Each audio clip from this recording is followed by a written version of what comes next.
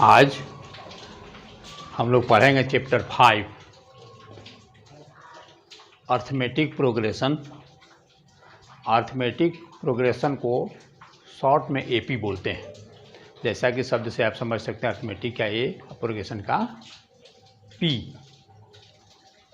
जो एक्सरसाइज 5.1 के अंतर्गत है। सबसे पहले ऐसे आपकी क्लास के लिए ये चैप्टर नया है, फिर भी इसको आप पूर्व में पढ़े हैं, नाम अलग था लेकिन पूर्व में पढ़े हैं। नीचे की कक्षाओं में 1, 2, 3 में से ही आप इसको पढ़ते आ रहे हैं, लेकिन उस समय इस नाम से आप नहीं जानते थे। जैसा कि पहले डिफिनीशन जानेंगे, an arithmetic progression is a list of numbers in which each term is obtain by adding a fix number to the preceding term except the first term. कहने का अर्थ है कि फर्स्ट संख्या कोई होगी, उसमें एक निश्चित संख्या जोड़ जोड़ करके आगे की तरफ बढ़ते जाएंगे तो जो संख्या आएगा उसी को एपी कहते हैं। जैसे एग्जांपल में यहाँ दिए हैं 1, 2, 3, 4। फर्स्ट टर्म एक संख्या है, फर्स्ट में एक संख्या है जिसमें एक हम जोड़ते जा रहे हैं तो आगे की संख्याएं मिलती जा रही हैं। उसी तरह दूसरा है एक 100 संख्या है जो फर्स्ट में है, यानी फर्स्ट टर्म है, उसमें -13 जोड़ते जाते हैं, यानी 30 माइनस होते जा रहा है। तो 100 से 30 माइनस हुआ तो 70, 70 से 30 माइनस हुआ तो 40 और 40 से 30 माइनस हुआ तो 10। इस तरह से, यानी ये दोनों एपी का एग्जाम्पल है। नीचे लिखा हुआ है each of the number in the list is called a term. इसमें जितनी संख्याएं हैं वह प्रत्येक को टर्म कहते हैं। जैसे यहाँ लिखे हैं टर्म्स, यानी फर्स्ट में है उसको T1, सेकेंड में है T2, थर्ड में है T4। इस तरह से जितना क्रम बढ़ते जाएगा उसको T1, T2, T3, T4 के नाम से जानेंगे। दूसरा, फर्स्ट टर्म का नाम ए भी रहता है, फर्स्ट टर्म को ए से लिखते हैं। अन्य ऐसे फर्स्ट को T1 भी कह सकते हैं, लेकिन फर्स्ट टर्म को T1 को ए से लिखा जाता है। और प्रत्येक टर्म में जितना संख्या बढ़ते जा रहा है, यानी जितना ऐड करके बढ़ रहा है या जितना माइनस होते जा रहा है, ध्यान देंगे, या तो बढ़ते हुए जाएगा नहीं तो घटते हुए जाएगा। जितना संख्या बढ़ रहा है या घट रहा है उसको कॉमन डिफरेंस कहते हैं, जिसको डी से लिखते हैं। अब पूर्व में जैसा यहाँ सीख चुके हैं, T1 यानी ए, T1 यानी ये, यानी फर्स्ट टर्म को ए से लिखेंगे। T2 कैसे मिलेगा, तो फर्स्ट टर्म में डी को जोड़ा हुआ है। फर्स्ट टर्म में डिफरेंस यहाँ 1 है, तो फर्स्ट टर्म 1 में 1 जोड़े हुए हैं तो 2 मिला हुआ है, यानी T2 is equal to a plus d. उसी तरह T3 is equal to a plus 2D, यानी 2 बार डी जोड़ा हुआ है तब जा करके T3 मिला है। T4 a plus 3D। इस तरह से आप आगे की संख्या को बना सकते हैं। T5 is equal to a plus 4D, T10 is equal to a plus 9D आप बना सकते हैं।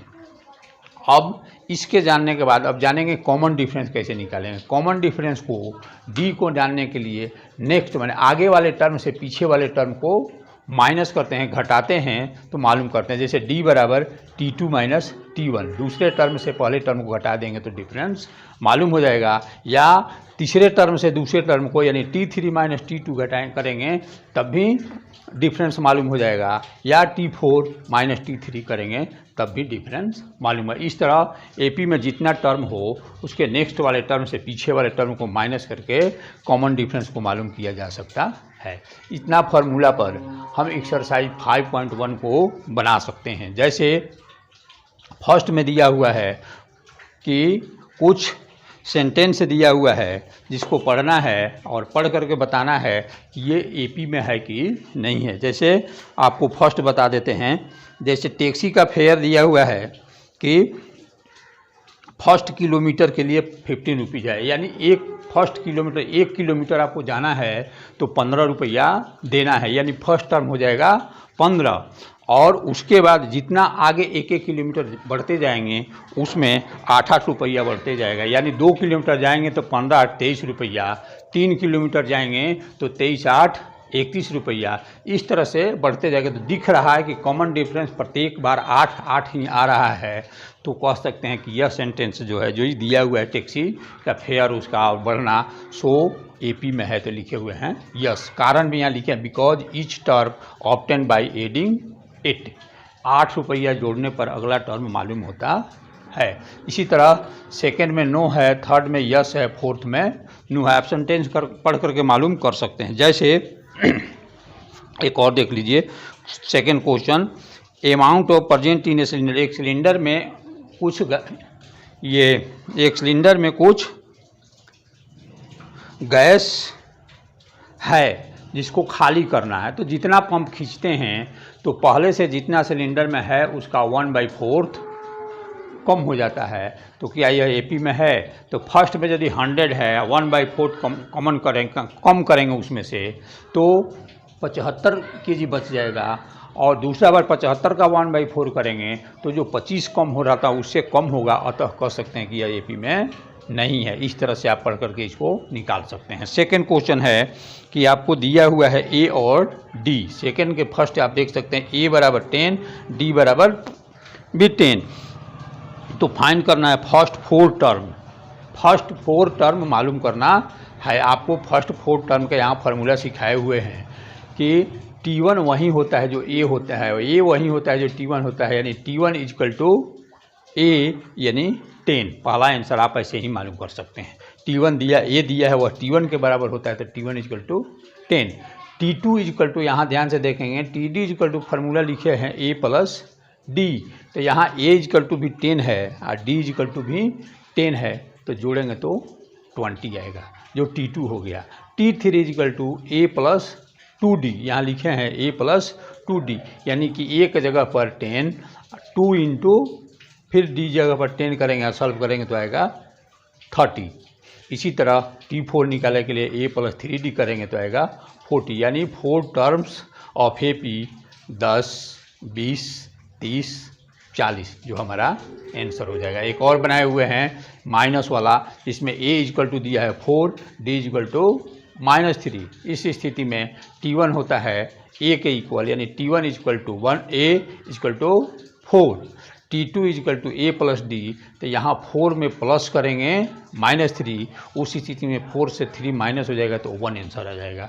उसी तरह T3 निकालना होगा तो A + 2D लिखेंगे फार्मूला, और A की जगह पर 4 और 2 इंटू -3 रखेंगे, जिसको सॉल्व करेंगे तो 4 - 6 यानी -2 आएगा। इस तरह से आप T4 भी निकाल सकते हैं। तो 4 टर्म आ गया, 4, 1, -2, -5, 4, 1, -2, -5। इस तरह से आप इस टर्म को निकाल सकते हैं। क्वेश्चन नंबर 3 है कि for each of the following right the first term and common difference. इसमें फर्स्ट टर्म बताना है और कॉमन डिफरेंस बताना है। यहाँ फर्स्ट क्वेश्चन है 3, 1, -1, -3। आपको पहले सिखा चुके हैं, जो फर्स्ट में होगा वही फर्स्ट टर्म होता है। तो फर्स्ट में क्या है 3, तो फर्स्ट टर्म = 3 आप आंसर लिख सकते हैं। कॉमन डिफरेंस जब ये AP में है तो एक ही से मालूम कर सकते हैं, T2 - T1। तो 1 में से 3 माइनस करेंगे तो -2 आएगा, जो आंसर होगा। यदि कोई विद्यार्थी T3 - T2 करता है तब भी उसका इतना ही आंसर आएगा, या T4 - T3 करता है तब भी उतना ही आंसर। किसी एक से हम D मालूम कर सकते हैं। एक और यहाँ सेकंड बनाए हुए हैं, -5, -1, 3 और 7। फर्स्ट टर्म यानी -5, D = T2 - T1। तो T2 है -1 -5। ये माइनस माइनस यहाँ प्लस हो गया, यानी 5 से 1 माइनस होगा तो 4 इसका D हो जाएगा। सो हमारा आंसर हो जाएगा। अब एक और देखिए थर्ड, ये फ्रैक्शन में है 1/3, 5/3, 9/3, 13/3। ये फर्स्ट टर्म आप देख रहे हैं। फर्स्ट टर्म, यहाँ फर्स्ट टर्म दिया हुआ है तो फर्स्ट वाले को फर्स्ट टर्म कहते हैं 1/3। T2 होता है D होता है T2 - T1, यानी 5/3 से 1/3 माइनस करेंगे तो 5/3 से 1/3 माइनस करेंगे तो आ जाएगा 4/3, हमारा आंसर हो जाएगा। इस तरह से आप इस सबको भी D को भी मालूम कर सकते हैं। क्वेश्चन नंबर 4 है कि दिए हुए AP को देखना है और कंफर्म होना है कि ये AP में है कि नहीं है। यदि एपी में है तो कॉमन डिफरेंस मालूम करना है और उसके आगे के 3 टर्म को लिखना है। जैसे यहाँ देखिए 4 में 4 टर्म दिया हुआ है, 2, 4, 8, 16 4 टर्म दिया हुआ है। तो पहले वेरीफाई करेंगे कि ये एपी में है कि नहीं है। एपी में है कि नहीं पहचानने का तरीका है कि जितना टर्म दिया होगा उतना टर्म के आधार पर कॉमन डिफरेंस मालूम करेंगे और यदि इक्वल आता है तो कहेंगे कि हाँ एपी में है। तो सबसे पहले कॉमन डिफरेंस मालूम करेंगे। तो यहाँ सबसे सीखे हैं पहले कि T2 माइनस T1 मालूम करेंगे, यानी 4 से 2 माइनस करेंगे तो आया 2। दूसरा सीखे हैं कि T3 से T2 माइनस करेंगे, यानी 8 से 4 माइनस किए तो 4। तीसरा सीखे हैं T4 से भी T3 माइनस करेंगे, क्योंकि 4 तक ही है तो 4 से 3 माइनस करेंगे, T4 से T3 तो यहाँ 8।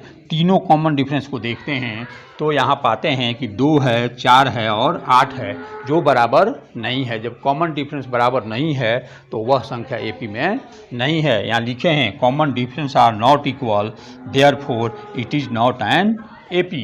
यदि कॉमन डिफरेंस सेम है तो कहेंगे कि एपी में है, और कॉमन डिफरेंस सेम नहीं है तो कहेंगे एपी में नहीं है। चलिए एक और बनाएंगे जिसमें कॉमन डिफरेंस सेम है। यहाँ 2, 5/2, 3, 7/2।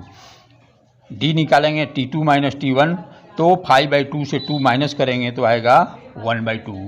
T3 से T2 माइनस करेंगे तो ये भी आया 1/2। T4 से T3 माइनस करेंगे ये भी आया 1/2। तीनों स्थिति में देखिए 1, 2, 3 तीनों स्थिति में 1/2 आया। तो हम कह सकते हैं कि यह एपी में है। लिखेंगे yes it is an AP. Yes it is an AP. जब एपी में है तो उसका आगे का 3 टर्म मालूम करना है, यानी 4 तक तो टर्म इसमें है ही, 5वां टर्म मालूम करना है। T5 का फॉर्मूला लिखेंगे A + 4D, यानी 2 + 4 × 1/2। यहाँ 2 से काटेंगे और 2, 2 8 करेंगे तो 4 आंसर आ जाएगा। उसी तरह T6 निकालेंगे तो A + 5D, तो 2 + 5 × 1/2, इसको सॉल्व करेंगे तो आएगा 9/2। इसी तरह T7 A + 6D और सॉल्व करेंगे तो आएगा 5, यानी 3 मोर टर्म हो जाएगा। 3 मोर टर्म्स लिखिए, टर्म्स हो जाएगा 4, 9/2 और 5। एक और यहाँ रूट में दिया हुआ है तो रूट को देख करके उसको ऐसे भी लिख सकते हैं, √3 तो ये √3 हो जाएगा। 6 है तो 6 रहेगा, लेकिन 9 को 3 लिख सकते हैं, या 12 को 2√3 लिख सकते हैं। यहाँ माइनस करके देखेंगे D = T2 माइनस T1 कुछ और आया, T3 माइनस T2 कुछ और आया, T4 माइनस T3 कुछ और है। तीनों में कोई इक्वल नहीं है, जबकि होना चाहिए कि तीनों को इक्वल होना चाहिए। तीनों इक्वल नहीं है, इसलिए यह एपी में नहीं है। Common difference are not same, चाहे इक्वल लिख सकते हैं, it is not an AP. इस तरह से आप इस एक्सरसाइज के प्रत्येक क्वेश्चन को बना सकते हैं। समस्या होने पर व्यक्तिगत व्हाट्सएप से पूछ सकते हैं, ऐसे इसमें समस्या होने वाला नहीं है।